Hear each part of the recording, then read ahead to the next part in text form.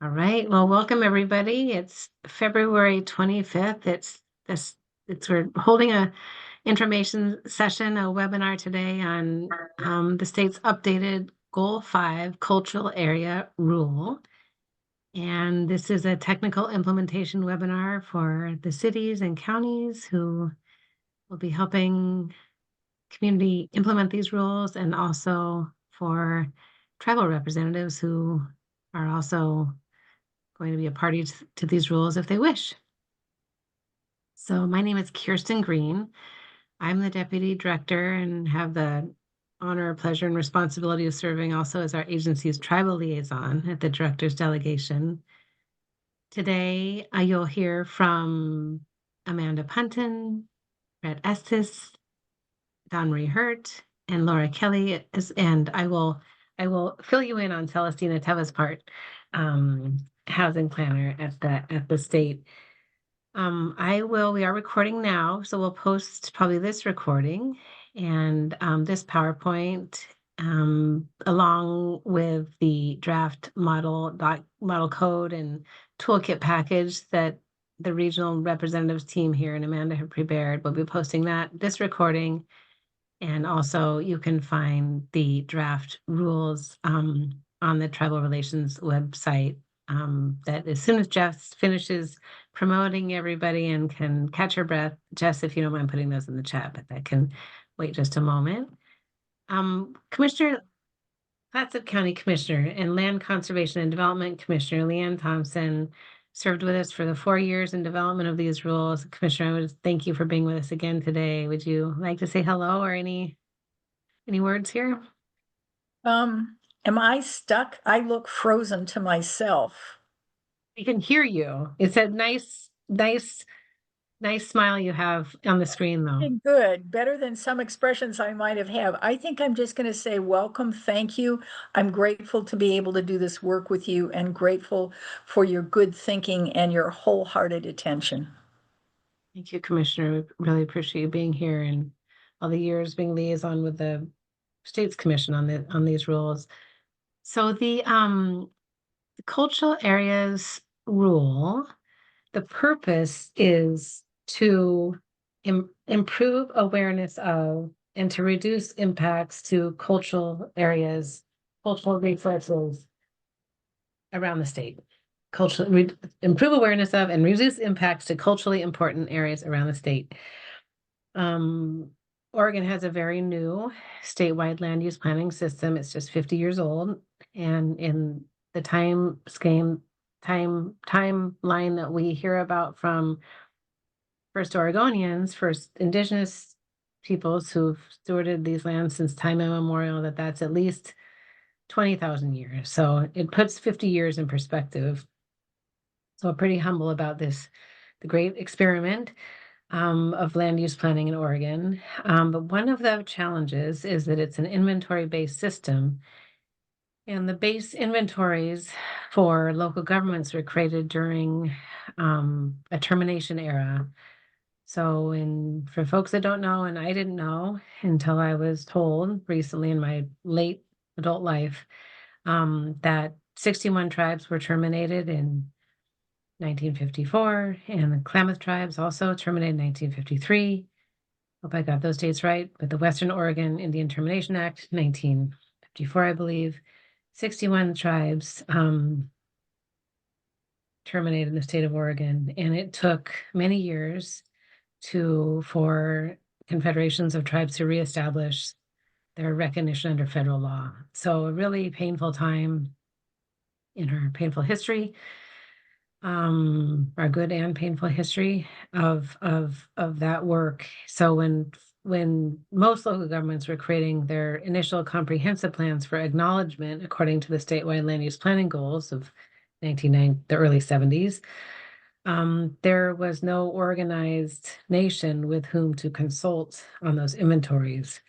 So the tribes that were not terminated were the Confederate tribes of the Umatilla Indian Reservation, the Warm Springs, Confederate tribes of Warm Springs Reservation of Oregon, and also the Burns Paiute tribe wasn't terminated because they were recognized in 1964 after those acts of Congress. So for all the other 6 nations in Oregon today. They were not in their current form to consult with during the time, so our inventories around the state are scarce on detail about the First Peoples and the places they cared about and stewarded across Oregon.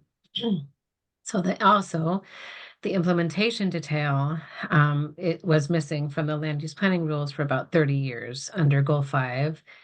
In the mid-90s, the state initiated an update of Goal 5 rules, and many were given specific implementation guidance, wetlands, aggregate, others. The recommendation at that time was to not update the cultural areas rules for a variety of reasons. So we sat without good implementing guidance on these rules for about 30 years. And we were petitioned, we were asked to develop rules in these areas and to take a look at this by representatives of federally recognized tribes in Oregon and the then acting director of the Legislative Commission on Indian Services. And the commission took it up and then initiated formal rulemaking, I think about 4 years ago. Commission passed initial rules in December 2024 and then final rules in December 2025. They go into effect in January 1, 2027. So have about 9 months yet to prep, which is the reason for these webinars and for the model toolkit, model packet that you'll hear about today.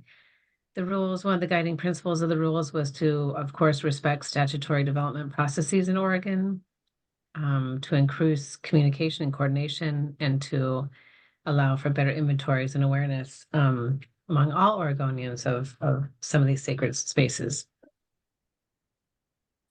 I want to thank presenters today, and I'll do that in a moment. I also want to thank State's archaeologist John Pauley with the State Historic Preservation Office has been very helpful throughout the rulemaking process. And also the executive director and state physical anthropologist from the Legislative Commission on Indian Services, Dr. Alyssa Bullion. They've been invaluable, as well as we've been grateful for the support and guidance of Governor Kotek's Tribal Affairs Director Shana Radford, as well as our Director Bateman, who's been supportive of these rules since she came on in 2022. So that I'd also like to I appreciate the tribal representatives who have participated all the way along, and also the rulemaking advisory committee members, which included local governments and representatives of 8 of the 9 nations. And we've been coordinating with Burns Paiute, although they weren't officially able to sit on the rulemaking process over the years.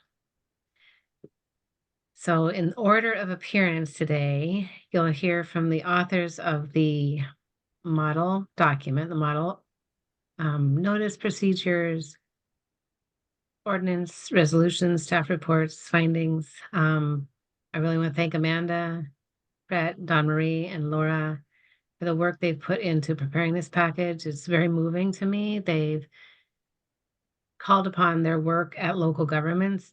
Don, Brett, and Laura also served in local government in Oregon, have extensive expertise from that perspective. And I think that's what you'll find in this package is their thoughtfulness in what they would want if they were asked to help implement these rules. So to Amanda, Don, Brett, Laura, and Celestina, thank you very, very, very much. These are drafts. We would like your feedback over the next month. We'll take April and revise, make any changes, and publish a new version of kind of a final set on May 1, in early May. We don't want you to wait, though. If you, on your city or county schedule, would like to start to prepare to get these sort of procedural changes updated, please feel free. They're not required by the rules. You'll hear today what is required, but how you go about that is your own decision, of course. But there are some requirements of who to notice and what to do with comment, and then also that a county, the communities, cities and counties would process applications for significant cultural landscape features from tribes, from federally recognized tribes in Oregon. So you'll hear about all that and more today. With that, I will turn it over to Amanda Punton. We have about 45 minutes of presentation, maybe a half-hour presentation, and then with everybody in the group, just as panelists, you'll be able to raise hands and come on and be part of the discussion and questions and answer after. We are capturing questions from the chat, and we'll be adding those to our frequently asked questions document. So questions in the chat are great as well. And we'll look to take those up after the presentation. Thank you, and I'll turn it to Amanda. Good afternoon, everyone. Thanks for your time today. I have the easy part of this presentation and hopefully a relatively low bar requirement from the new rule. The new rule primarily is intended to support improved communication between local governments and tribes, but also to improve everyone's awareness, or developers and landowners' awareness of existing archaeological laws that we have in Oregon. So one of the requirements in the rule is that local governments should, if they don't have already, because some cities and counties already have this information, but that cities and counties will include information on application forms for land use permits that explain or provide some information on the state archaeological permit requirements, saying that it's against the law to disturb an archaeological site without a permit, a state archaeological permit. And then also a little bit of information and contact information on what to do in case of an inadvertent discovery of an archaeological site or artifact.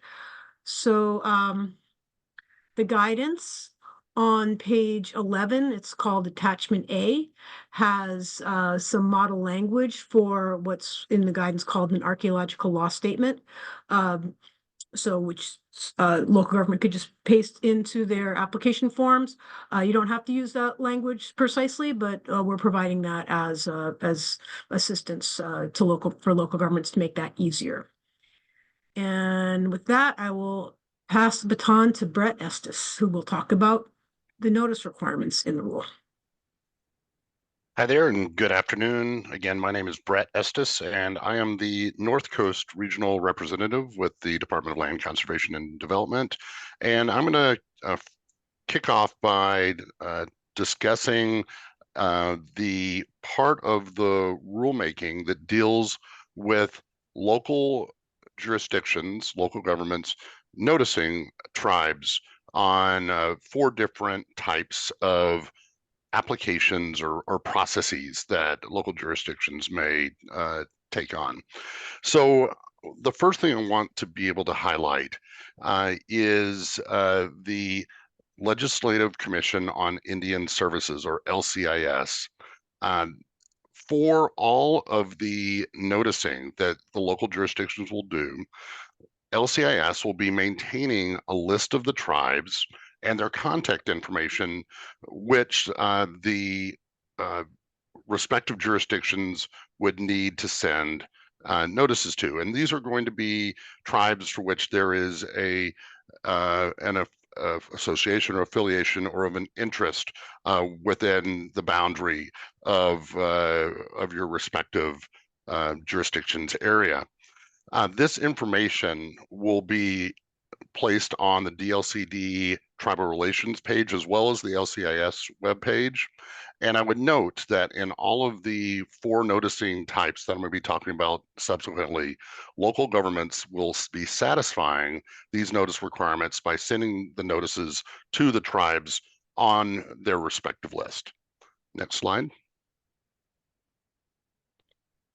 So first, we're going to be touching on land use applications involving ground disturbance.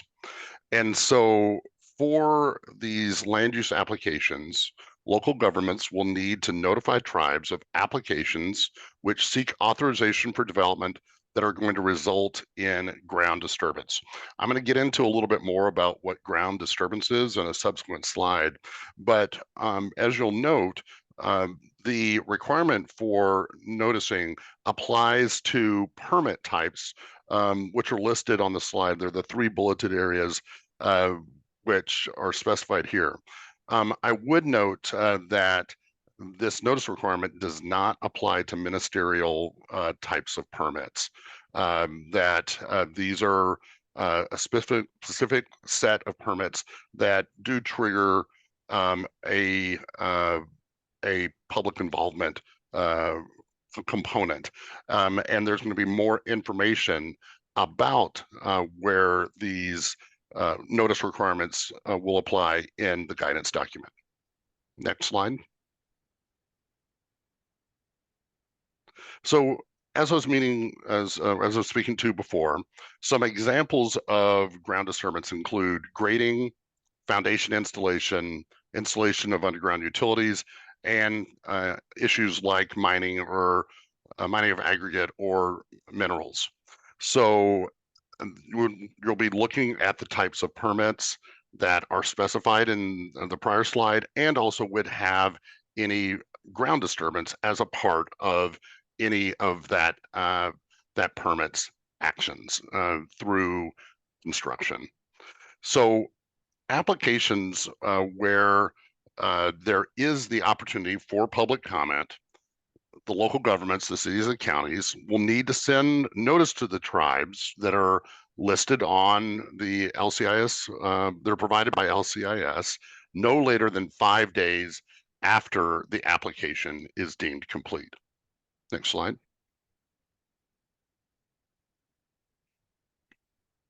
So this notice to the tribes will need to include a description of the proposed development, a map showing the vicinity of the project or the proposed development, information with tax lots, street address, or other information to easily convey the geographical reference of the property, and contact information for the respective jurisdiction's planning official. Within the guidance document, there is a suggested form which has been developed, and it's referred to as Attachment B in the guidance document, which will provide an opportunity for local jurisdictions to use this attachment and possibly include it with your application materials, so that an applicant would fill out all of this respective information. This was developed as a way to be able to maybe help the local jurisdiction be able to just take the information, the sheet from your application form, and easily transmit it to the tribe or tribes. It's a way that it could be easily done. It's not required, but it's just a suggestion that you may want to consider in amending your application forms as they stand today. Next slide. So the next type of notice provision that I'm going to talk about is dealing with urban growth boundary amendments. So for UGB amendments, the local governments will need to send notice to tribes with that ancestral connection to the area of a proposed UGB amendment. And again, these are going to be the tribes which are provided by LCIS. So with the urban growth boundary amendment, cities will need to send notice at least 35 days prior to that first evidentiary hearing. And for Portland Metro, it will need to be sent at least 45 days prior to the first evidentiary hearing. Next slide. We're now going to touch on notice requirements for applications outside urban growth boundaries. And this is going to be applying to counties. So counties will need to identify applications requiring permits and a comment period under this ORS 215-402 sub 4 on lands outside of an urban growth boundary, and provide notice to the tribes as provided by LCIS. I will note that this requirement aligns with the first notice type that I was talking about the land use applications involving ground disturbance for protection of archaeological sites. And because of that alignment, it can be satisfied with the same notice. Next slide. So counties will need to send notice to tribes no later than 5 days after the application is deemed complete. That's the same time frame as the land use applications involving ground disturbance. And the purpose of this notice is to request information about the potential for negative impacts to a cultural landscape feature. So if there are any urbanized areas, the notice will need to include the 4 bulleted items. And again, this is similar to the land use applications involving ground disturbance. And again, the attachment B, which is in the guidance document, is something that could be used by the county to be able to help facilitate a more easily implemented way to be able to convey this data over to the tribes. Next slide. So lastly, for notice requirements for cultural landscape feature designation applications, local governments will need to provide notice to all 9 tribes for applications received from an Oregon-based government to add a cultural landscape feature to their local inventory of Goal5 significant sites. So the local government will need to, first of all, notify the owners of property that contain a portion of the subject landscape feature or its associated impact area. This will need to be done within 7 days of receiving an application and to send that notice to tribes who wish to receive it. So we'll now be transitioning over to Don Hurt, who's going to be talking a little bit more about the response from tribes and how to work with that information. Don? Thanks, Brett. Hi, everyone. Good afternoon. My name is Dawn Hurt. I'm the Eastern Oregon Regional Rep here at the agency. And like Brett said, I'm going to go through the 4 application types as well as, but more so to provide you what a local government must do when a tribe responds to a notice.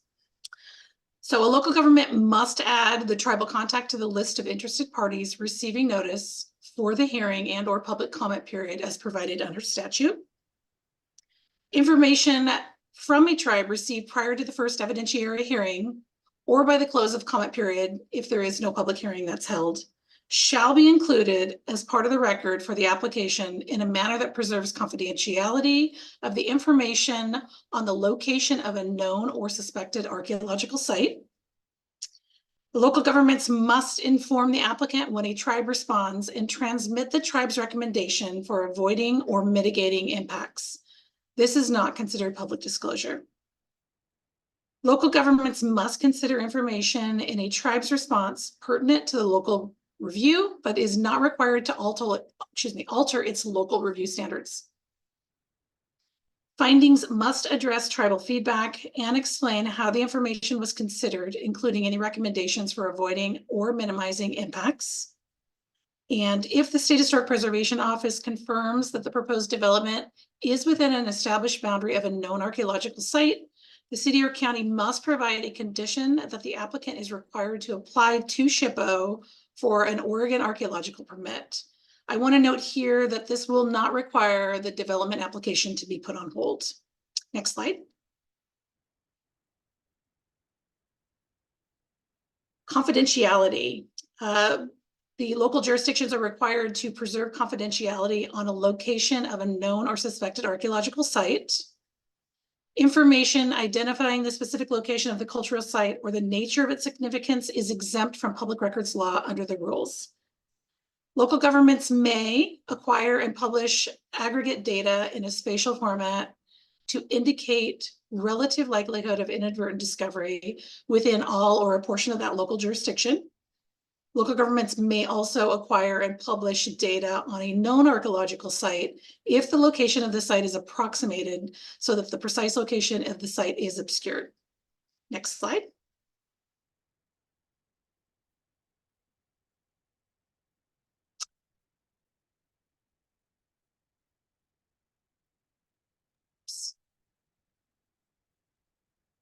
Sorry about that. I didn't think we switched. Sorry. I was like, that doesn't sound right. So, excuse me. So local governments may acquire and keep confidential information on a specific site that is used to inform permit conditions or other strategies for avoiding impacts to a site or support compliance with state statute and rules governing excavation of an archaeological site. Next slide, please. So now I'm going to talk a little bit about what local governments must do for urban growth boundary amendments. A local government must follow the same response requirements as I detailed in the first three slides for the ground disturbing activities. Findings and archaeological permit requirements are also the same that were described in the ground disturbing applications. In addition, Metro must convey tribal responses to the city or county responsible for comprehensive planning of the UGB expansion area. If factual information in the record demonstrates that a landscape feature or its impacted area is present in the UGB expansion area, the city or county responsible for the comprehensive planning of the UGB expansion area must apply Goal 5. Again, confidentiality requirements are the same that were described in the previous section for ground disturbing activities. Next slide.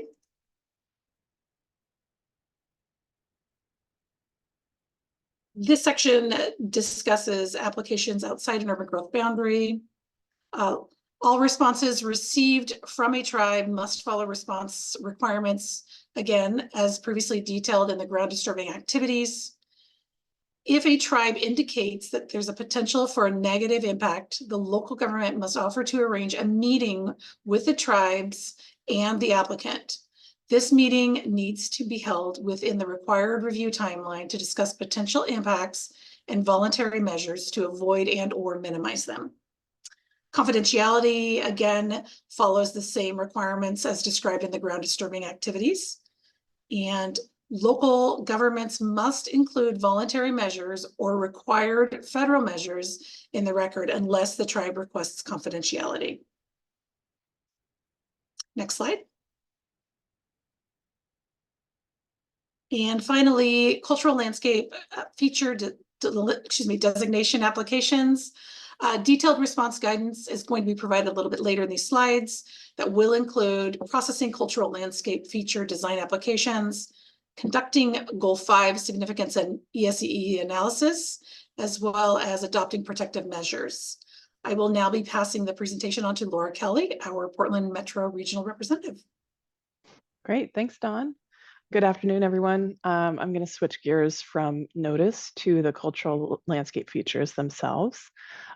These applications, the rule establishes a set of factors for local governments to evaluate cultural landscape features. And these often rely on knowledge that might be confidential or culturally sensitive, such as we just talked about. The rule requires cities and counties to accept applications for cultural landscape feature designation and process them as a comprehensive plan amendment. Also to complete the Goal 5 process for those that are found to be significant. Cultural landscape feature designation applications may only be submitted by Oregon-based governments, and they can be submitted at any time. If the Goal 5 process indicates they're appropriate, local governments will adopt protections in the form of land use regulations concurrently with the designation, which will be used during any future development reviews involving the designated significant cultural resource feature or its impact area. So this is a real land use application, a real process, and real regulatory outcomes. Next slide, please. So what happens when one of these comes in? You get a request to designate a cultural landscape feature as significant. The first step is required notice to tribes and property owners, as Brett mentioned earlier. Next, the city or county evaluates the feature using the rule's significance factors. If the feature is found significant, the local government completes the EC analysis. And the same framework, that's the same framework you would use for other Goal 5 resources. If the EC indicates protections are appropriate, they must be adopted at the same time as the designation. And once those protections are in place, they'd need to apply to future development review, just like other Goal 5 resources. Next slide, please. But most local codes weren't designed with cultural landscape features in mind. There's usually no existing application process for cultural landscape feature designation. And while a comprehensive plan amendment can carry the designation, the protections themselves must live in the development code. Local codes also need a place to store and administer those protections, often through mapping or an overlay, and many codes don't have a natural home for that. Finally, protections must be integrated into development review so they function as approval criteria. So the department is providing optional model tools to help fill those gaps. And I'll get into those in the next slide. These optional tools are designed for local governments to implement the rule, including the cultural landscape feature process and tribal notice requirements. The tools are not required by the rule. You can adopt them together as a package, select individual components that fit your local code, or adopt none at all. The model ordinance package includes a staff report, ordinance, and 3 exhibits: tribal notice procedures, cultural landscape feature designation procedures, and comprehensive plan amendment. The fee resolution package includes a staff report, the fee resolution itself, a fee schedule, and a cost calculation worksheet. These tools are designed to be flexible, customizable, and easy to integrate into existing code structures. Next slide. No, do you mind if I give my PSA on the fee Oh, yeah, calculation please. there? Thank you. So it's Kirsten again. We know that this is problematic from some of the tribal nations, and it's also really important for local government. So DLCD is looking for sources of funds, scrambling around to help cover the costs for local government. So also tribes wouldn't have to pay for consideration of a cultural landscape feature that for them has been sacred and significant since time immemorial. So just wanted to flag that. Thanks, Laura. Yeah, thank you, Kirsten. It's a good reminder to me to mention that the guidance document includes a little bit of discussion on this issue and offers an optional model comprehensive plan policy. But let's move on to the next slide, please. Okay. So the model ordinance package. Let's see, where was I? Got to the end of okay. So the model ordinance package establishes a complete cultural landscape feature designation process. It includes the significance evaluation all the way through the EC and adoption of protections when the EC indicates they're appropriate. It includes review criteria, procedural steps, and a comprehensive plan policy that can be inserted directly into plans. It also provides a regulatory home for protections, includes an option to use an overlay or mapping system for administration. And I just want to highlight a couple of points. As I noted earlier, cultural landscape feature designation applications may be submitted only by Oregon-based governments. Tribal governments must be treated as authoritative sources of knowledge during the significance evaluation. The EC analysis must consider the specific protection strategies listed in the rule, such as clustering, open space preservation, time window access, height limits, and non-reflective surfaces. And the model ordinance provides one legislative path for processing cultural landscape feature designation applications, but you may use another procedure if it's allowed by your local code, as long as the application is processed as a comprehensive plan amendment. Next slide, please.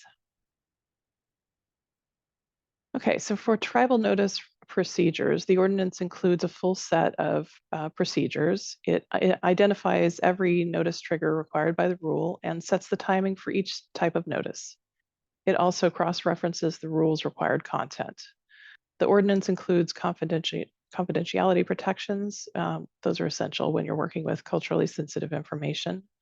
And because these procedures are in your local code, they become clear, enforceable obligations.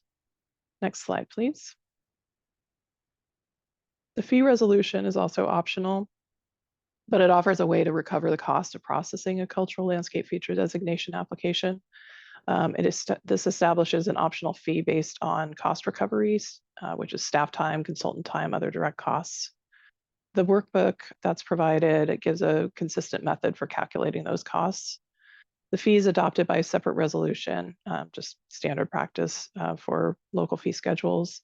It's also fully customizable. You can adjust the fee, waive it, or create tiers depending on your needs. Because fee authority varies, it's a good idea to consult with your legal counsel when you're determining how and whether to adopt a cultural landscape feature fee. And next slide. Okay, so I'll sum it up by saying that the new tribal notice procedures will become routine, a routine part of your local land use process. The cultural landscape feature designation application, that may be more infrequent, but when they do arrive, they require some careful handling.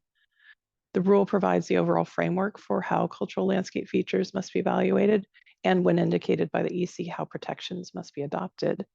But the rule doesn't provide the day-to-day local procedures you'll rely on to administer this process smoothly. That's where the model tools come in. We design them to offer a clear and workable structure for cultural landscape feature designation, tribal notice, and optional fees.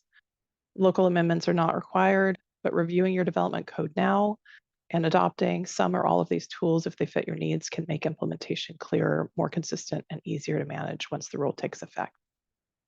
Kirsten, I'll hand it back to you. Laura, thank you. That's so much. Good work. So I know that the work for local governments is yet to come, but I would just again want to thank the regional representative team for putting together this package, which I just reprinted, still warm. And please, if you can, your place where you can print, please print it, review it, make notes, ask questions. We will be revising it, so feel free to let us know if we missed something or what doesn't make sense.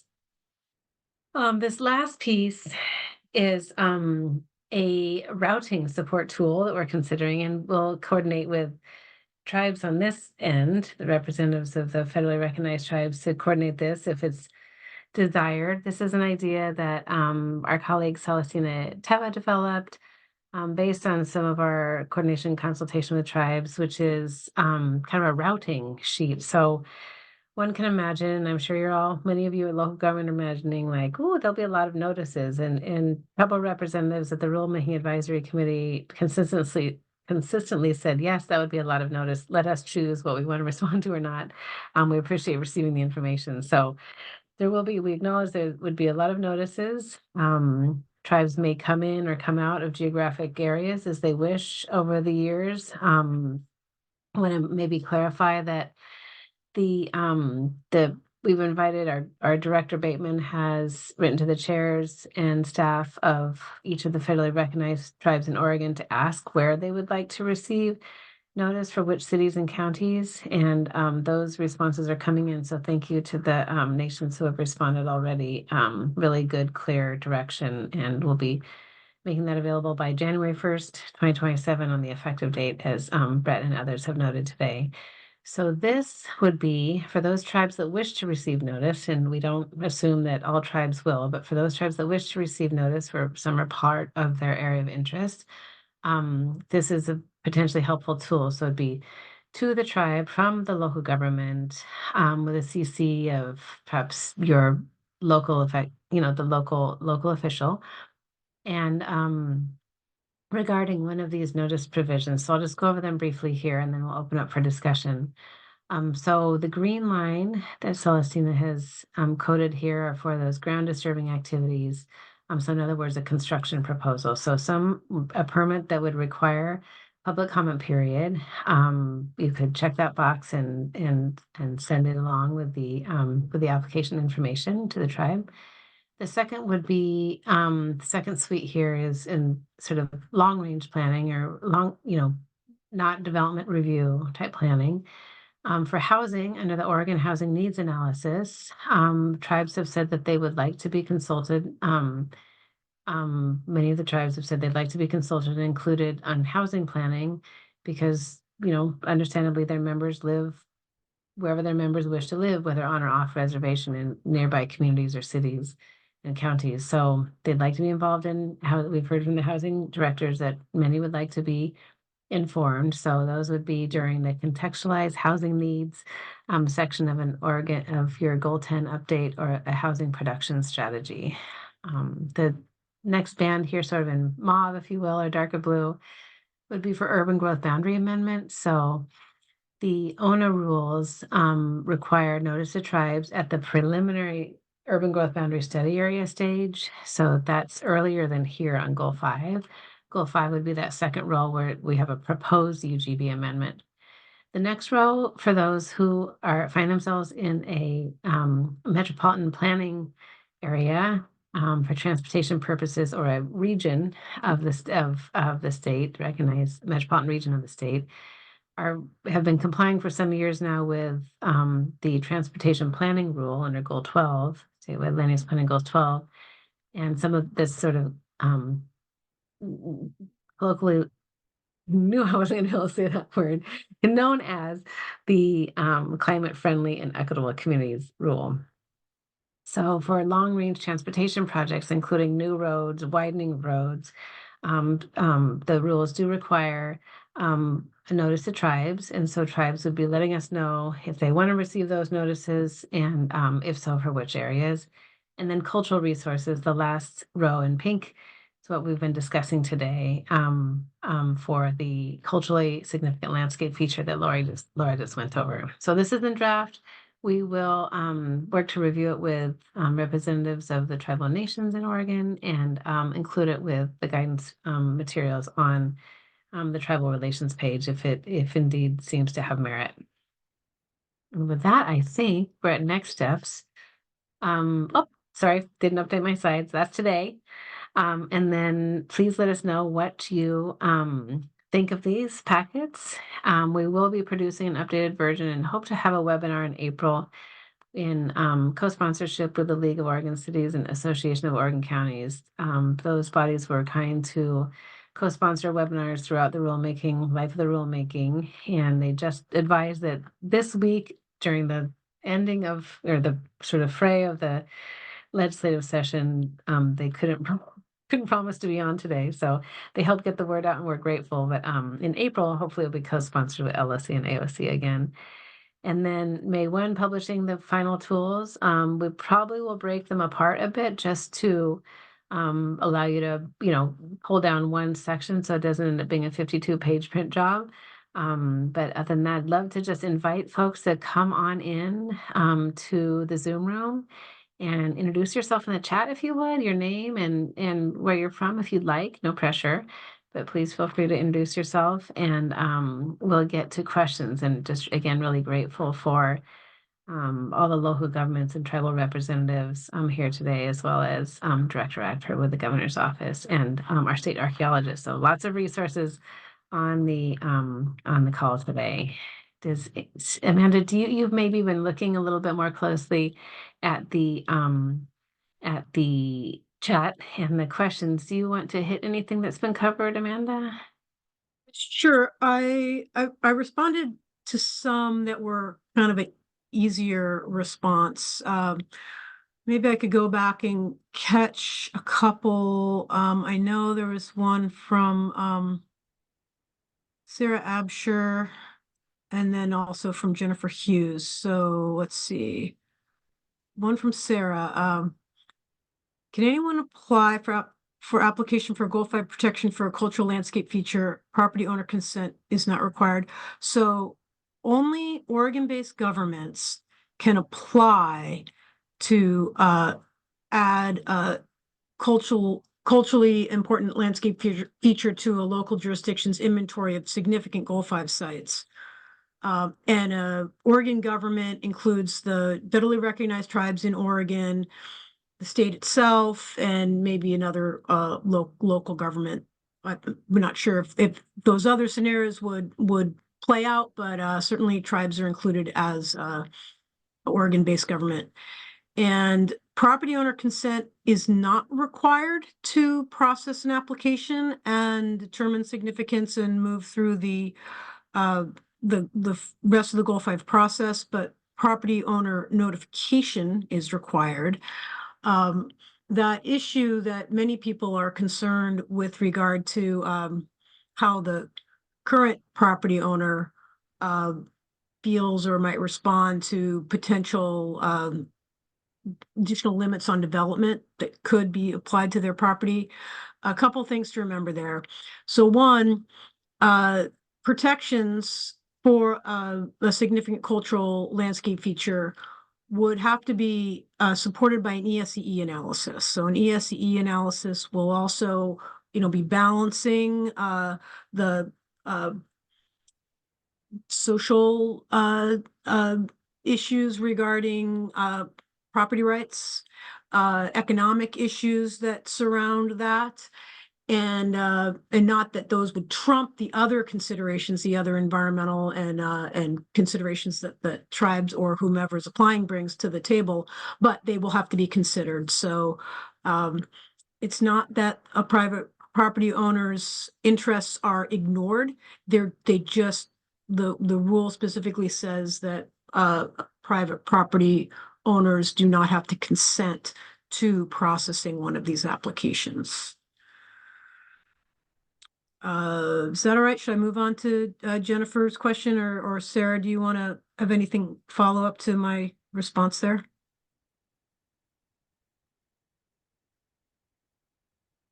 Okay, I'm going to move on to Jennifer's question.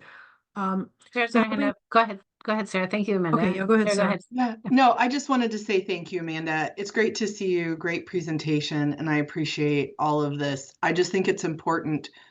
I think that's just an important point for folks to know that, this can proceed without property owner consent. So most land use applications, you have to have their consent. This is one of them you don't. So thank you for that. Codes, I think codes might differ for a little bit on that, Sarah, around the state, but thank you so much.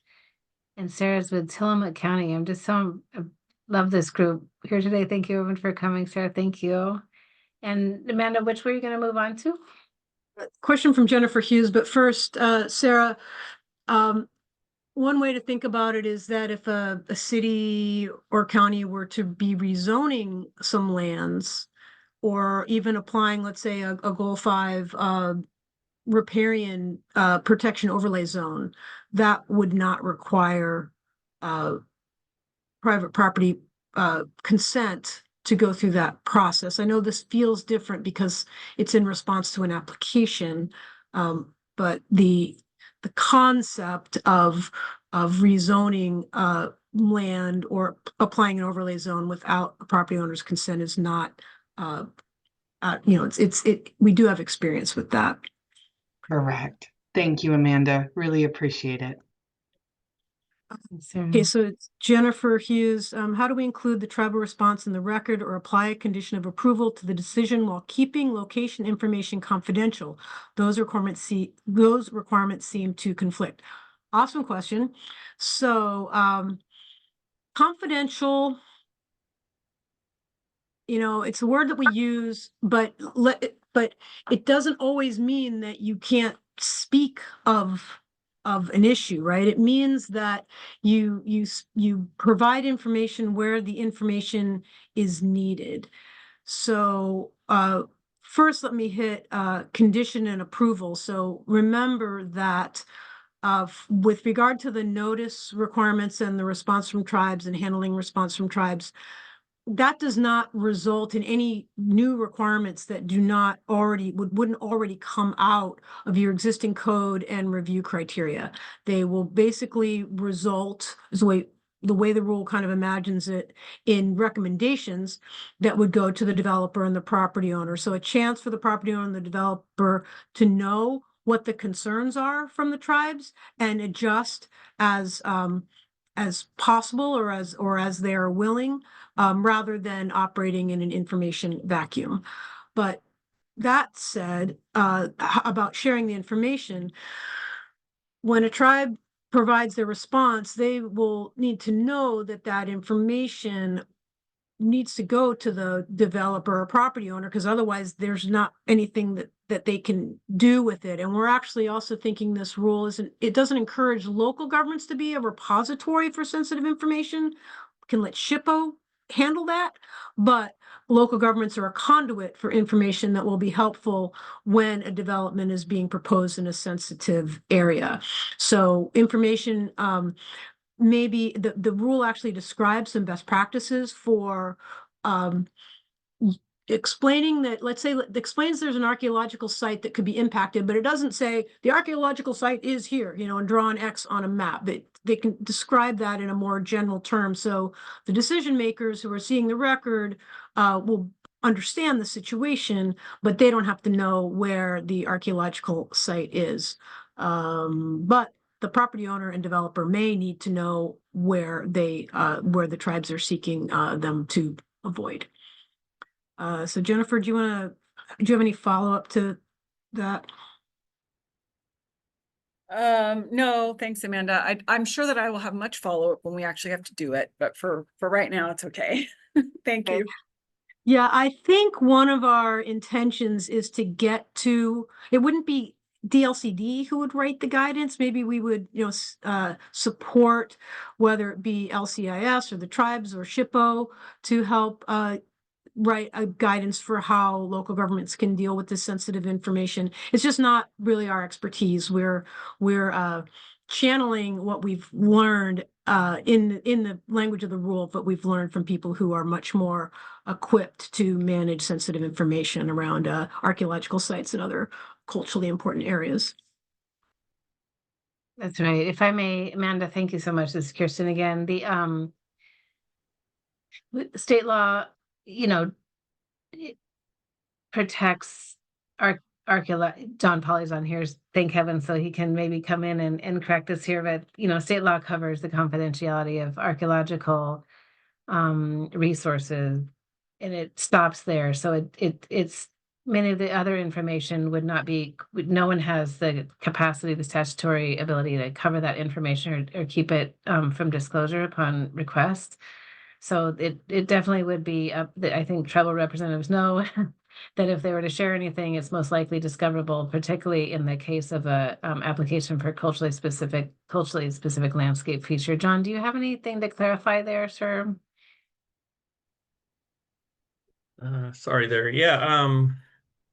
So yeah, we have an archaeological site, an object statute that Kirsten referenced. If I understand the question right, as far as like disclosure of the location of archaeological sites and objects, those are exempt from public disclosure. I can put the statute in the chat.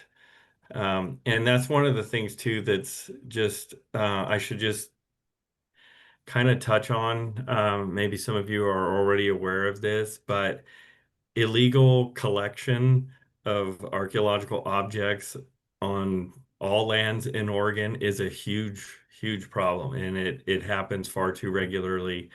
And so I would just hope that folks that are kind of new to this and possibly getting some of that information, that you take that kind of responsibility serious to make sure that it's kept in a secure place. So did I answer that correct, or Kirsten, or did you want something else? Oh, that was great. Thank you, John. And definitely, let's move forward together in this regard. It's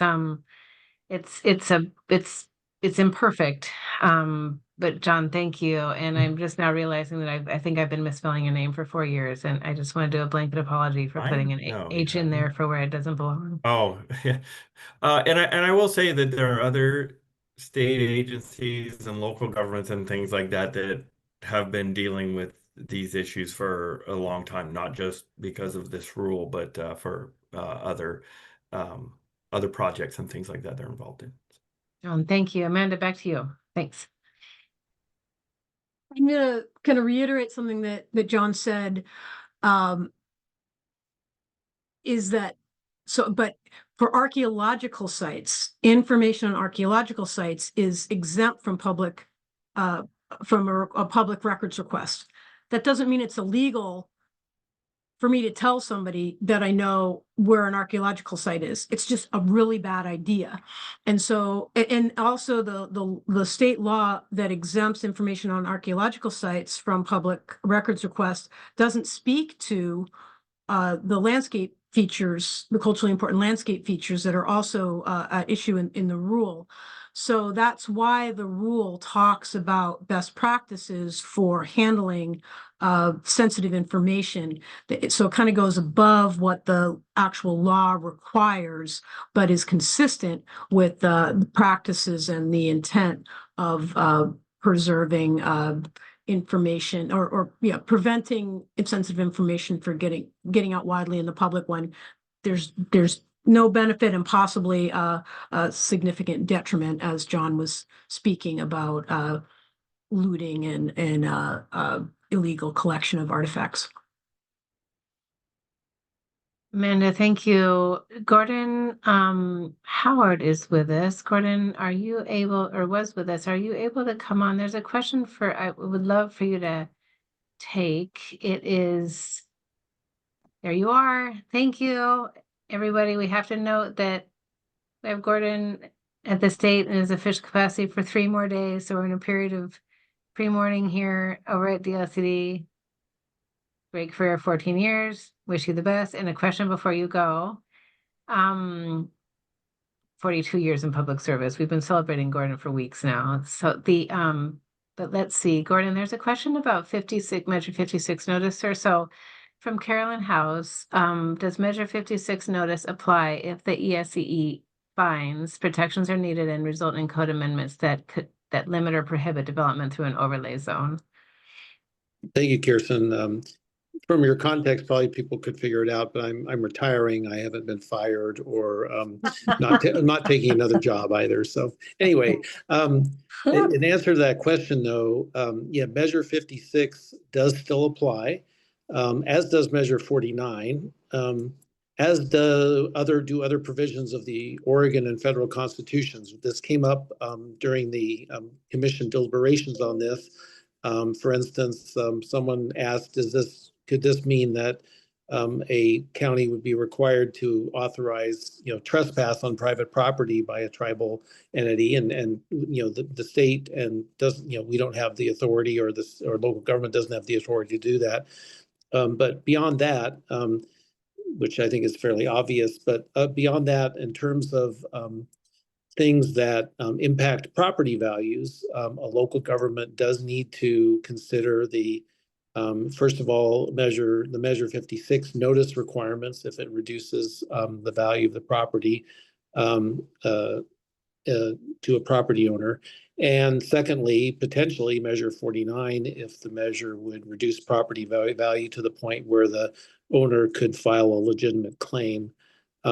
These rules don't override those other provisions of state law, which still remain in effect. And counties obviously would want to consider that, or cities for that matter, dealing with an application or especially a landscape, the landscape application for a Goal 5 provision of a significant area. When adopting regulations, if they find it significant, would need to consider those provisions of state law in coming to a protection program, if that was the way the county wanted to go.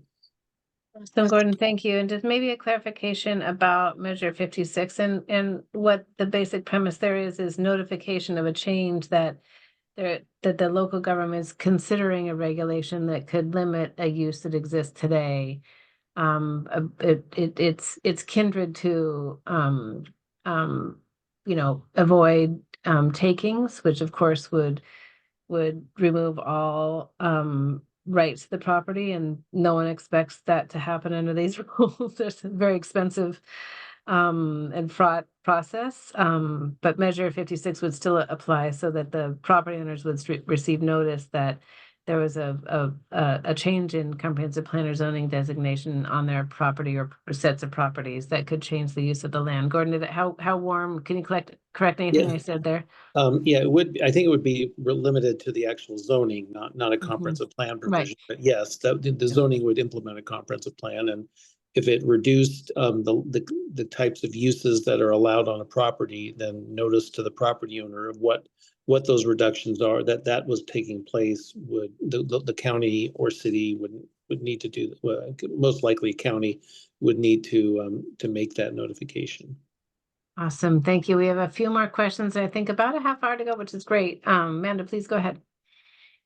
Was reading through the questions while Gordon was answering, so I apologize if I'm repeating something he said, but you know, to the degree that protections just seek avoidance when possible, as opposed to not allowing a use that would have been allowed in the underlying zone, that distinction plays into whether there is whether Measure 56 notice is required, whether a Measure 47 compensation is needed, and certainly seeking avoidance and adjustments is not at takings. So there's a lot of questions here. Does anyone can go back to which one we haven't done yet, or where we should start? Is it with Let's do Randolph? let's do, Amanda, why don't we do the Q&A first, and then we'll take up the chat. So from the Zoom gives us so many options. So from the Q&A, looks like you've kind of answered a couple. I think for we've touched on Sarah's. I don't think we've responded to Miriam. Maybe we just say it out loud. So Miriam had written about, is there a time frame in which the tribes must respond to notification? And that is, Miriam, would be within the bounds of the public comment period, according to your development code. So it would be just within that same period as anyone else receiving the notice. And can Go I ahead. just add a clarification to something that Dawn said? Maybe it's obvious to everyone, but in one of Dawn's slides, when she said that a tribe would be added to interested parties for an application, that would be in response to a response from a tribe, right? So it's not saying that all tribes or all the interested tribes would always be a party to every application. It's when a tribe sends in response, at that point, they are added to the list of interested parties for that review. And then hang on, Amanda, I think we might want to call in Gordon on that one. Gordon, if you can come, Gordon, come back. There you are. I feel like that when you provide notice on a land use decision to neighbors or others that you would be noticing, in this case, it would include tribes. And if that, yeah, maybe you can come in here, because I think what I'm thinking is right, but also what Amanda said is right. Yeah, it's a little unclear to me what the question. Repeat the question, yes. Yeah. Amanda, do you want to, so this is, does it go back to, Amanda, you were just speaking to Dawn's, this is not a specific question in the chat, but you were speaking to Dawn's slide of responding to notices that if, in the case, was it in the case of appeal, Amanda? No, I can take this, I think. So Sure. Kirsten, I think your idea or suggestion that whenever, if a local jurisdiction is notifying a neighbor about an action because their code requires it, and if they wanted to add tribes to that list, they're free to do that, but this rule doesn't require that of them. Oh, yeah. So yeah, this rule, the notice to the tribes is a separate notice from the standard notice in a quasi judicial land use decision to property owners within X feet of the application site, which is standard. It's done at most likely at an earlier point in the process, within 5 days of the application being made complete, and that's for the quasi judicial applications that where tribes are receiving notice. If a local government wanted to provide the same notice they received, that they send out to neighbors, neighboring property owners, to the tribes as well, they're free to do that, but that's not a requirement of these rules. What's the rules required notice is the 5 days after, within 5 days after the application is deemed to be complete. Thank you for separating those. Good. great. Should we take up Ralph's? Amanda, can you see that Does there? that come So it's a- after Clint's? Clint's Oh, was sure. at 141. Oh, sure. Sorry, I don't see times on these. Sure. Okay. I see now. Okay, yeah. So, right. so Clint was asking about timing of deemed complete. So the rule's really clear. It says within 5 days of the application being deemed complete. So this situation where the completeness date is dated back is not related to the requirement in the rule. So the rule is within 5 days of the application being deemed complete. What's the, Thank you very much, Amanda. yeah, you're welcome. What's the next one? Is it Ralph? It's in the Q&A. Yeah, it's in the Q&A. Amanda, if you click on that one from Ralph, well, notice requirements are all well and good. Yeah, But no real it issue says at a all. very long, yeah, it's a very long comment. What I will say, Ralph, is that Go ahead our, and summarize the question because not everyone can see the. okay, it has to do with other reasons why notice might be sent out, and in this case, it's to utilities for, know before you dig requirements for ground disturbance, and why this rule doesn't pony on to those requirements.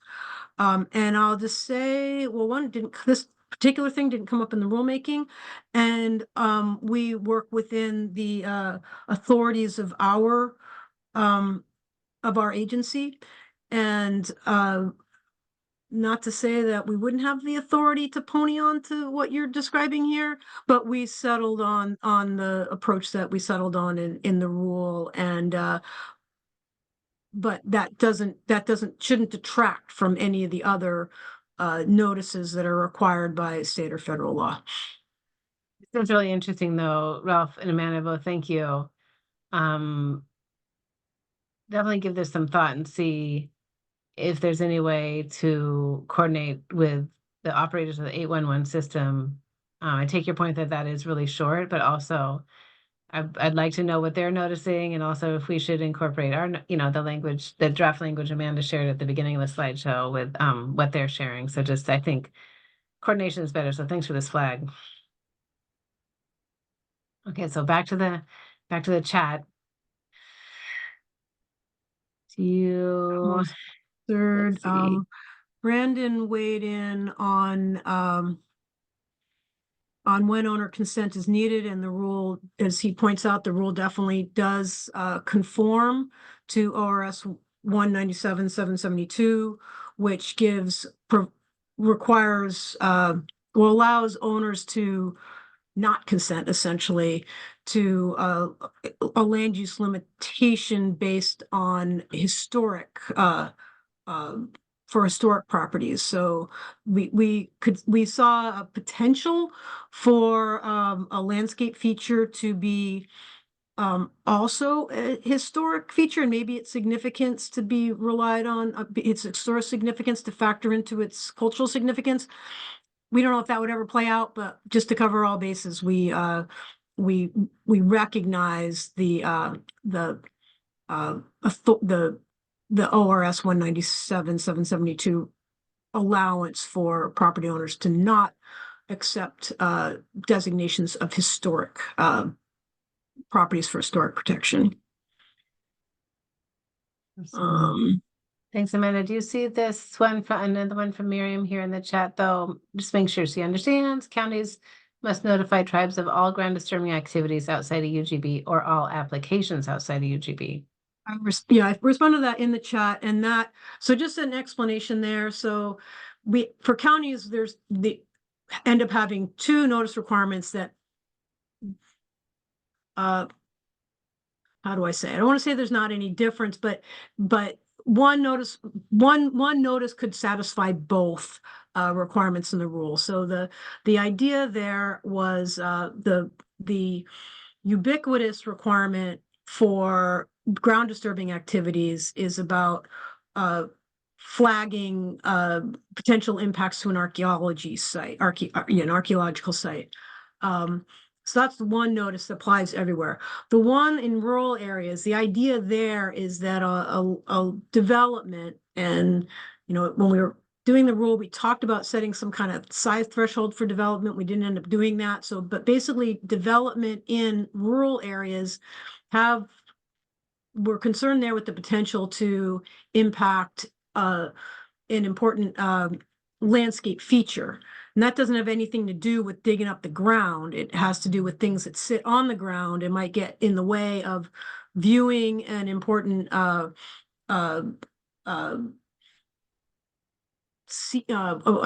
words are not coming to my mind right now, but possibly a view shed that's important to a tribe's history or storytelling, or it could be an area that tribes have traditionally used for gathering foods or materials. And so that's why the notice in the for rural areas is broader than the notice that applies everywhere. Although it's not so much that broader, since we don't actually define what ground disturbance is, and a lot of things will result in some kind of ground disturbance. So they almost end up being the same thing for counties. Thank you. Question from Michelle Miller. And Michelle, you may need to clarify for me because I'm trying to figure out C/O, and it's probably straightforward and I'm just not thinking about it. But Michelle's question is to minimize impact, how to make. Okay, I keep thinking it's conditions of approval, but that'd be clear and objective standards. Clear and objective. Of course. Thank you. You had. Thank you. I'm trying to listen and also type to make sure I had my question, but it was for a development application, you said there might be some ways to minimize the activity, and how is that clear and objective, especially if it were related to any housing development? Yeah. So, hi, Michelle. Hey. I think the way we address that is that we're not talking about a requirement. We're talking about recommendations that the property owner and developer would take on voluntarily. So therefore, we're not going to tread on the clear and objective standard problem. Thank you. Thank you. Great question. And excuse me 1 second. Sure. Unless if you were talking about if this was in response to when I was saying what kind of protections could occur for a culturally significant landscape feature once a city or county recognized one of those, Goal 5 also requires that protection measures be clear and objective. So the city or county would just have to figure out what were appropriate protection measures and how to craft those in a clear and objective way. I mean, in Goal 5 also says you can have a subjective pathway if somebody chooses to use that essentially achieves the same objective as a clear and objective pathway. We just ran into that, had some significant natural areas that were in our original 5 inventory, and there's just breadth of what you might encounter as a significant natural area, which seems sort of akin to natural resources that to create a standard with distance, something that's measurable is a real, when the places are so unique. Yeah, agreed. I just think that I foresee some struggle with Michelle, thank you. Let's make sure, and definitely raise your hand if we'd love to hear from you if we have not come to your question yet. We have about 14 minutes left. Amanda, did we hit Brandon's at 1:52? Consent provision, I think maybe so. Yeah. Brandon offered some information. Was there a question within? Perhaps not. Thank you.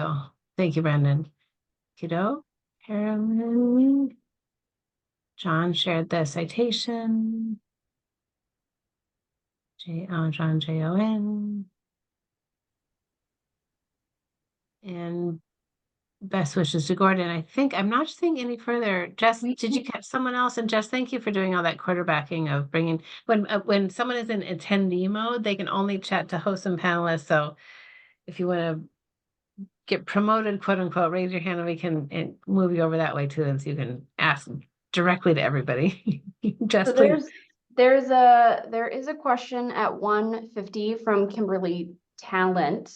Kimberly, I apologize for if I mispronounced your name. I see tribes mailing info on the web pages, but it's unclear how a jurisdiction would know which ones to mail notice to. Is there a map or somewhere that identifies that? We can't reach out for each individual land use permit. Awesome. Jess, thank you.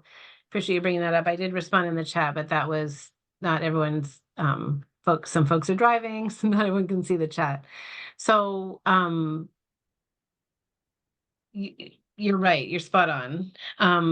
The Legislative Commission on Indian Services has a lot of contact information on their website for tribal leadership and staff at every nation in Oregon.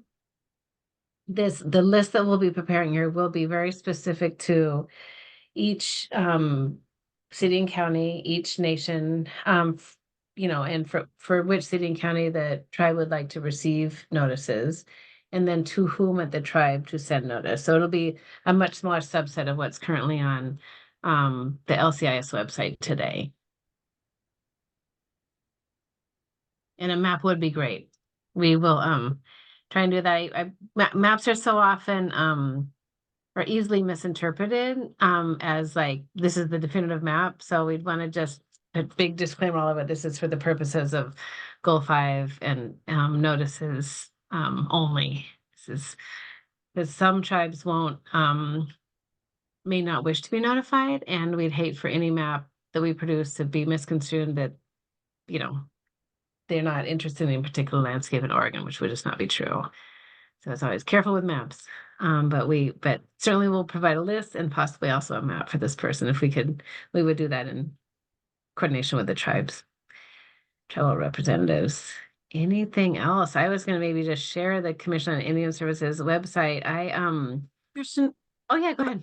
I just want to speak to the map, mention of a map. So this rule does not, the baseline notice requirements will be jurisdiction by jurisdiction. So the list that each city and county gets from LCIS will be for for activities everywhere within that city or county. It won't be a map that might say this tribe is interested in the west side of this county.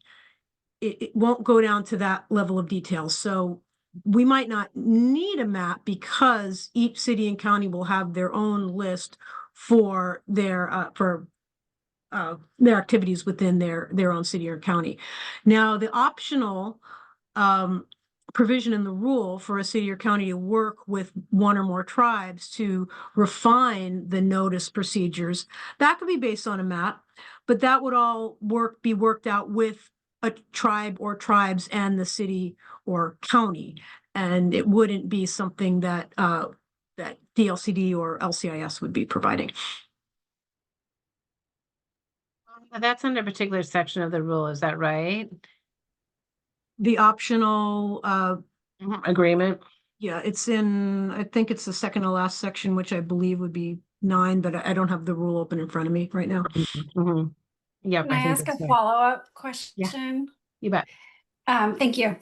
I am curious whether the jurisdictions then that have their own static list are going to be notified when any of the notification addresses or names change, or if it's just on the web page, and so we just every time we have a notice need to refer back to the web page to confirm the correct information. Thanks for the question, and I'm sorry, I'm fussing around with LCIS website and I couldn't see who asked the question. Kimberly Talent. Kimberly, yeah, thank you. Thank you. So we've envisioned an annual refresh in working with the tribes, but definitely I would be interested in trying to keep it as up to date as possible. So whenever you would go to the site, or if you went sort of monthly, it would be refreshed. You're right that staff do change, but I think if, right now so this is a good question. Let's remember to put it in the FAQ to work with LCIS and the tribes on this. That, how to update because we know things change within a year. So we had been thinking about annual updates, but we know that things change within a year. So thank you for the question, Kimberly. We'll Okay. work on that. And I just wanted to sort of point out where we're hoping to place the list on the LCIS website. I know there's other hands up, so I want to stop talking here soon. Under permits and cultural resources, so there's excuse me, if you click down here to guidance and frequently asked questions, which is a treasure trove, I commend it to everybody.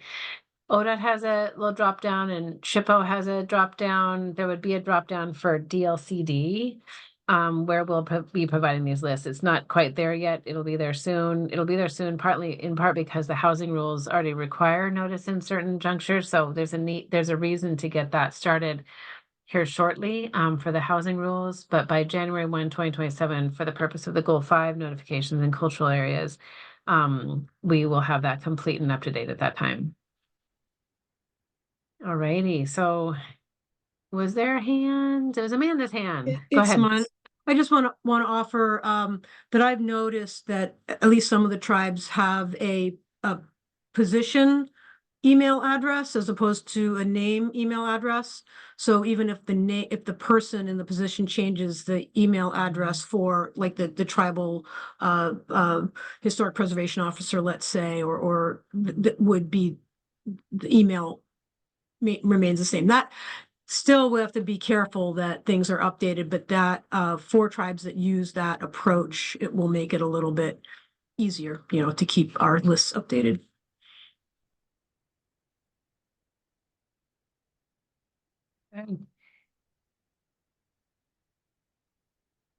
Any other thoughts or questions? Anything else we want to share from yesterday that folks didn't ask today? I think, will folks get flooded with applications, mindful of the the difference between the culturally significant landscape feature application, which will probably not be that common, and the notice requirements of ground disturbing activities. We don't, we were just making that distinction yesterday, but it hasn't come up today, but just wanted to make sure that folks were clear that notices, obviously ground disturbing activities happen regularly and frequently, and those would be notice requirements according to standard public comment periods. And then the culturally specific landscape feature, we don't have a crystal ball on that at all. So we're not sure if we'll see any of this next, in 2027. But it is, as Laura said, like a pound of preparation would serve folks well if you don't find that your codes or comp plans are quite ready to receive those applications today. Anybody else? Reese, please. Good afternoon, everybody. My name is Brees Edwards. I am the Deputy Tribal Historic Preservation Officer for the Confederated Tribes of Grand Ronde.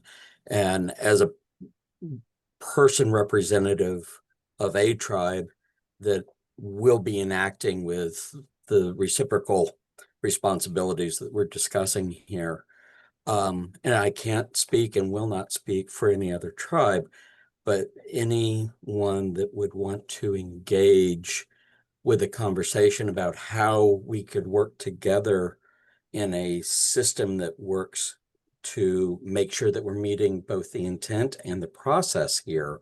I think that there could be room and a model that then builds the relationship so that we're standing side by side, not in that feeling of angst or in competition or compression in a new space here.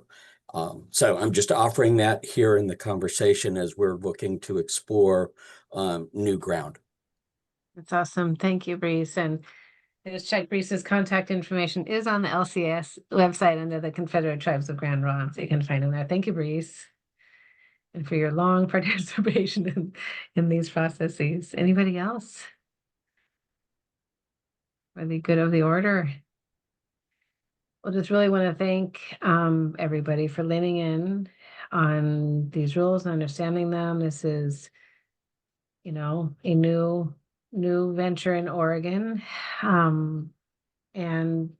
know the regional representatives have been listening and are standing by to help local governments. Amanda and I are here. If you have comments on the draft, please, I'll put my email in the chat. Please go ahead and email me. We might set up by the time we send out kind of the materials from this webinar, we might establish a specific email address to send comments to that would branch out to the 5 of us. I think it's kirsten.green@dlcd.oregon.gov. The reason I'm putting mine in not, thanks, Patrice.